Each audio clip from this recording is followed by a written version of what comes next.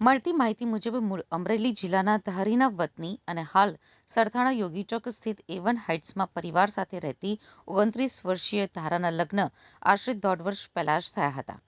ધારા પોતાની ડિલિવરી માટે પિયરમાં આવી હતી અને 4 મહિના પહેલા જ તેણે એક સ્વસ્થ માસૂમ દીકરા રિશાનને જન્મ આપ્યો હતો. ઘરમાં દીકરાના જન્મથી ખુશીનો માહોલ હતો, પરંતુ આ ખુશી લાંબો સમય ટકી શકી નહીં. સ્થાનિક સૂત્રો અને કૌટુંબિક વિગતો અનુસાર ધારા છેલ્લા કેટલાક સમયથી માનસિક બીમારીથી પીડાતી હતી અને તેની દવાઓ પણ ચાલી રહી હતી. બાળકના જન્મ એટલે કે ડિલિવરી બાદ તેની માનસિક સ્થિતિ વધુ બગડી ગઈ હતી. તેની તબિયત સતત લથડતી જતી હોવાથી પરિવાર પણ ચિંતામાં હતો. માનસિક તણાવ એટલો વધી ગયો હતો કે છેલ્લા 2-3 દિવસથી ધારાએ જમવાનું પણ છોડી દીધું હતું અને તે ભારે ડિપ્રેશનમાં હોવાનું દેખાયું હતું. સોમવારે એટલે કે 1 જૂન સાંજના સમયે આ કરુણાંતિકા સર્જાઈ હતી.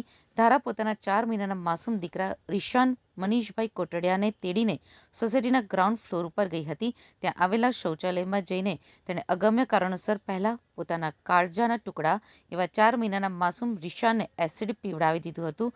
ત્યારબાદ નિર્દિષ્ટ માનસિક સ્થિતિમાં ધારાએ પોતે પણ એસિડ ગટગટાવી લીધું હતું. એક સાથે માતા અને 4 મહિનાના માસૂમના મોતના પગલે હોસ્પિટલ પરિસરમાં પરિવારજનોના આક્રંદથી વાતાવરણ ગમગીન બની ગયું હતું. આ ઘટનાની જાણ થતાં સરથાણા પોલીસનો કાફલો ઘટના સ્થળે અને હોસ્પિટલ દોડી ગયો હતો. પોલીસે આ મામલે અકસ્માત મોતનો ગુનો નોંધી કાયદેસરની કાર્યવાહી હાથ ધરી છે.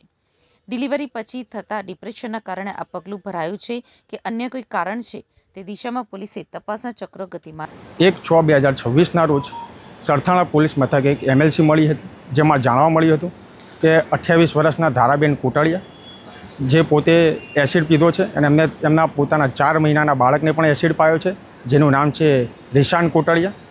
ત્યારબાદ હોસ્પિટલ જઈને વિઝિટ કરતાં તેઓ અનકોન્શિયસ હાલતમાં હતા. ત્યારબાદ રાતે 10 વાગ્યાની આજુબાજુ એવી MLC મળી હતી કે બાળક મરણ ગયેલ છે.